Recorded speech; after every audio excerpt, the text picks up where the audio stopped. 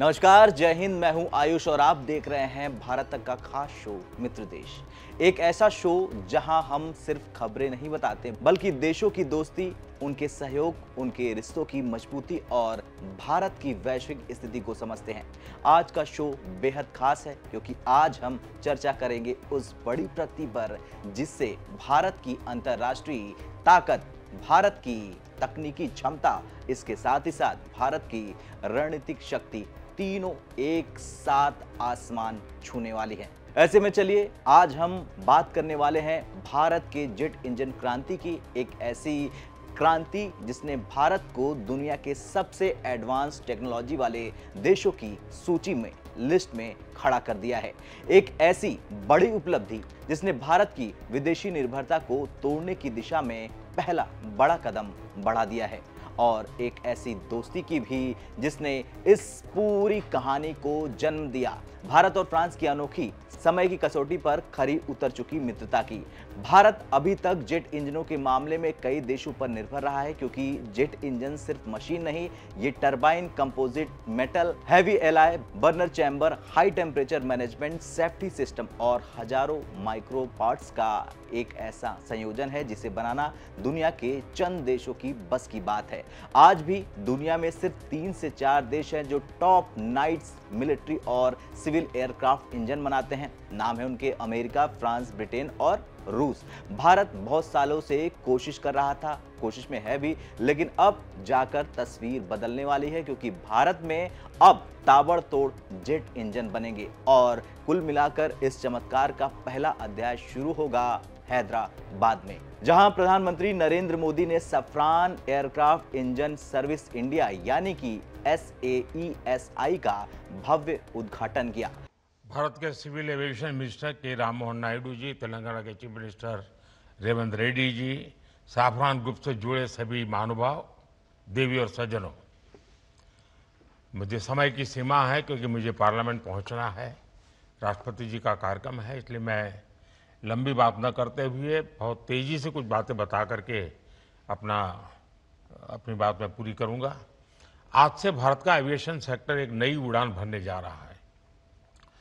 Safran की नई facility Bharat को एक ग्लोबल MRO हब के रूप में स्थापित करने में मदद करेगी। ये MRO फैसिलिटी हाईटेक एरोस्पेस की दुनिया में युवाओं के लिए नए अवसर भी बनाएगी। मैं अभी 24 नवंबर को ही साफरान बोर्ड और मैनेजमेंट के लोगों से मिला हूं। पहले भी मेरी उनसे मुलाकातें हुई हैं।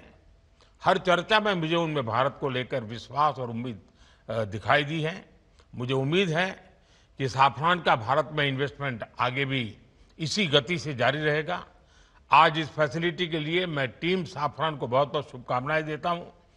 साथियों, आप भी जानते हैं पिछले कुछ वर्षों में भारत का एविएशन सेक्टर भूतपूर्व गति से आगे बढ़ा है।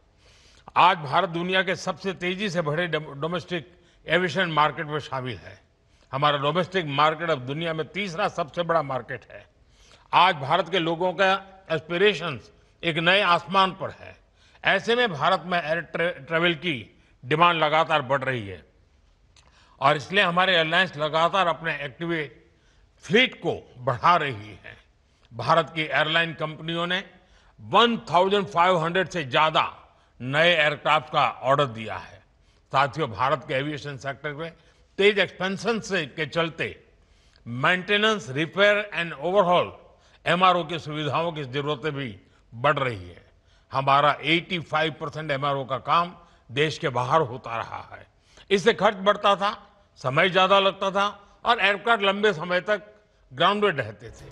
अब समझना जरूरी है कि ये MRO है क्या और ये इतना खास क्यों होता है और ये भारत के लिए इतना बड़ा गेम चेंजर कैसे बन गया। चलिए जान लेते हैं विस्तार से। दरअसल MRO यानी कि मेंटेनेंस, रिपेयर और ओवरहॉल, और इसको अगर आप साधारण भाषा में समझना चाहें तो साधारण भाषा में ऐसा होता है इसका कि जेट इंजन अगर खराब हो जाता है, उसकी मरम्मत करनी है, ओवरहॉल भी उसका करना है, उसे फिर से पूरी क्षमता में ला देना है, तो यही काम MRO करता है। भारत के पास ये सुविधा नहीं थी। भारत के विमान, खास तौर से इंडिगो और एयर इंडिया, विस्तारा जैसी एयरलाइंस लीप इंजन की सर्विसिंग कराने के लिए कई बाहरी देशों पर निर्भर थी, जैसे कि सिंगापुर, दुबई, कतर या फिर फ्रांस तक ये जाते थे, वहां पर ये सुविधाएं थी। यानी कुल मिलाकर पैसा बाहर जाता था, समय भी ज्यादा लग जाता था और भारत विदेशी देशों पर पूरी तरह से निर्भर रहता था। लेकिन अब सफ्रान का ये MRO केंद्र भारत को इंजन की सर्विसिंग में आत्मनिर्भर बना देगा। अब SAESI सुविधा GMR एरोस्पेस पार्क SEZ में स्थित है। 45,000 वर्ग मीटर में फैला ये विशाल इंफ्रास्ट्रक्चर करीब 1,300 यानी 1,300 करोड़ रुपए के निवेश से बना हुआ है।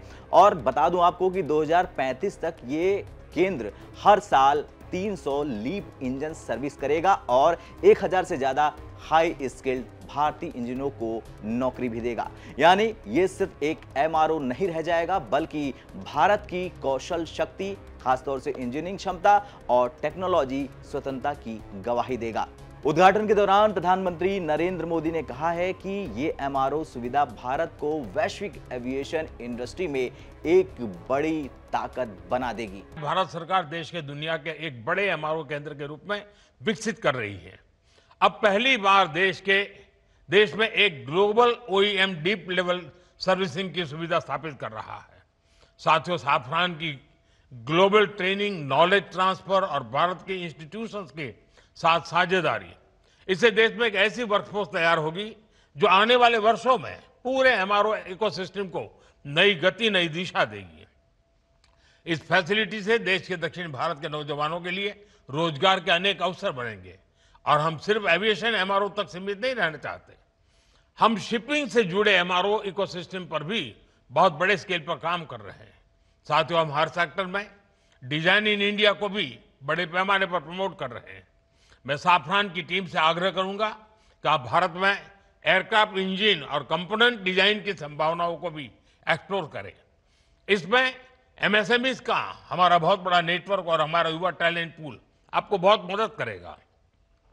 साफरान एरोस्पेस प्रोपल्शन सिस्टम पर बड़े स्तर पर काम करता है। मैं चाहूंगा कि आप प्रोपल्शन डिजाइन और मैन्युफैक्चरिंग के लिए भी भारत के टैलेंट और अवसरों का उपयोग करें। अब आप खुद सोचिए, पहले भारत इंजन सर्विसिंग के लिए दूसरे देशों की ओर देखता था, अब दुनिया के विमान यहां आएंगे भारत में सर्विसिंग कराने। और ये सिर्फ टेक्नोलॉजी का नहीं, बल्कि डिप्लोमेटिक और स्ट्रेटेजिक पावर का भी सवाल है। आपको याद होगा, मैं आपको याद दिलाना चाहूंगा, जब दुनिया भारत को राफेल नहीं देना चाहती थी, कोई अच्छा फाइटर जेट नहीं देना चाहती थी, तब फ्रांस एकमात्र देश था जिसने भारत पर भरोसा किया। अब भरोसे की बात करें तो 2008 का परमाणु समझौता हो या फिर रक्षा तकनीक का आदान प्रदान, फ्रांस ने हमेशा भारत के साथ खड़े होने का साहस दिखाया। बतौर एक नेटो देश होते हुए भारत रूस, भारत अमेरिका, भारत जापान, सब रिश्ते मजबूत हैं, लेकिन सबसे ज्यादा मजबूत दोस्ती किसी की है तो वह है भारत और फ्रांस की। वजह जान लीजिए, क्योंकि फ्रांस पाकिस्तान की तरफदारी कभी नहीं करता, भारत को फालतू लेक्चर नहीं देता जैसे कि अमेरिका देता है, भारत की संप्रभुता का सम्मान भी करता है और टेक्नोलॉजी शेयर करने में सबसे आगे भी रहता है।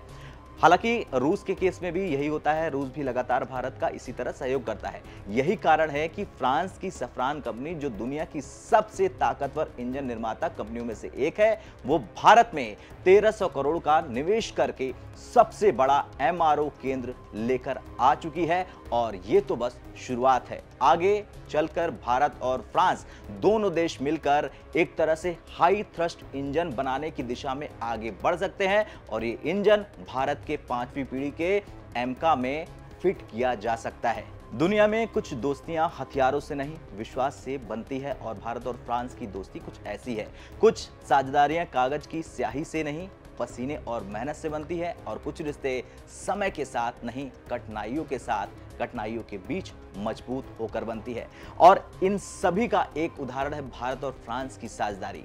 एक ऐसी साझेदारी है, एक ऐसी दोस्ती है जहां न तो राजनीतिक मौसम बदल पाता है, न अंतर्राष्ट्रीय तूफान आ सकता है, और इसी साझेदारी ने भारत के लिए जेट इंजन युग का रास्ता खोल दिया है, वो भी सफ्रान MRO की शुरुआत से। कभी ऐसा समय था जब भारत के पास दुनिया की सबसे तेजी से बढ़ने वाली एयरलाइंस थी, लेकिन उसके इंजन के लिए भारत को दुबई, सिंगापुर, हांगकांग या फ्रांस जाना पड़ता था। खर्च बहुत ज्यादा हो जाता था, समय अधिक लग जाता था, तकनीक पर निर्भरता विदेश में अधिक हो गई थी भारत की। लेकिन अब भारत पूरी तरह से बदल चुका है और इस बदलते भारत के लिए हैदराबाद में बना है सफ्रान इंडिया एमआरओ सेंटर। इस बदलाव का ध्वज है ये सेंटर और सफ्रान इंडिया एमआरओ सिर्फ एक फैक्ट्री नहीं होगी, ये भारत की तकनीकी आजादी की सबसे बड़ी नींव है। ध्यान दीजिए, भारत अभी एमका, एलसीए, MK2 और TED, BF जैसे प्रोजेक्ट बना रहा है। इन सब का भविष्य इंजन पर निर्भर है। इंजन फाइटर जेट का दिल होता है और फ्रांस का सफ्रान दुनिया की सबसे एडवांस इंजन टेक्नोलॉजी रखने वाली कंपनियों में से एक है। अब इसका मतलब क्या है, ये जरा ध्यान से समझ लीजिए। दरअसल भारत को तकनीक मिल जाएगी, इससे भारत खुद इंजन बनाएगा। भारत भविष्य के फाइटर जेट में विदेशी निर्भरता से पूरी तरह से मुक्त हो जाएगा।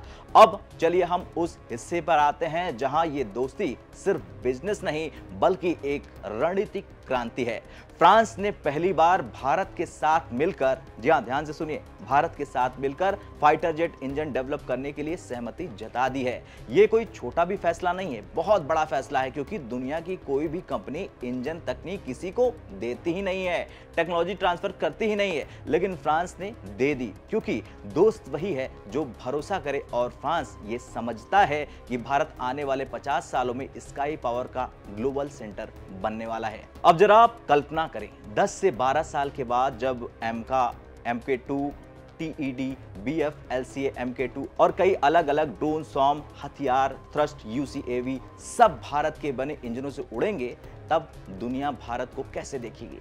एक सप्लायर नहीं, एक निर्माता नहीं, एक महाशक्ति। जी हां, महाशक्ति के तौर पर भारत उस दौर में चला जाएगा जहां एयर पावर दूसरों पर निर्भर नहीं होगी, जहां जेट इंजन भारत में पैदा होंगे, भारत में उन्नत होंगे और दुनिया में भारत बेचेगा। आज ये एमआरओ, कल ये इंजन और R&D और परसों ज्वाइंट मैन्युफैक्चरिंग हब, ये साझेदारी कुल मिलाकर दुनिया के शक्ति संतुलन को बदलने वाली सबसे बड़ी साझेदारी है, क्योंकि भारत और फ्रांस दोनों लोकतांत्रिक मुल्क हैं, लोकतांत्रिक देश हैं, दोनों टेक्नोलॉजी पावर हैं, दोनों एशिया यूरोप क्षेत्र के सबसे बड़े निर्णायक खिलाड़ियों में से एक हैं। और ये कोई साधारण दोस्ती नहीं है, ये रणनीति है, ये आर्थिक है और ये तकनीकी है। और यहाँ सबसे बढ़कर सबसे जरूरी बात कि ये विश्वास पर आधारित दोस्ती है। खैर, दुनिया जेट एज में प्रवेश कर चुकी है और इस बार भारत सिर्फ दर्शक नहीं है, नेता बनेगा। हैदराबाद का सफ्रान एमआरओ एक बिल्डिंग नहीं, एक सबसे बड़ी घोषणा है कि भारत अब जेट इंजन बनाएगा। भारत अब दुनिया को इंजन भी देगा और भारत अब विदेशी निर्माता की छुट्टी करने वाला है। यह है नए भारत की नई उड़ान, यह है मित्र देश जहां दोस्ती भी शक्ति है और शक्ति भी विश्वास से जन्म लेती है। मिलते हैं कल फिर से मित्र देश के एक और खास एपिसोड में, तब तक के लिए जय हिंद, जय भारत।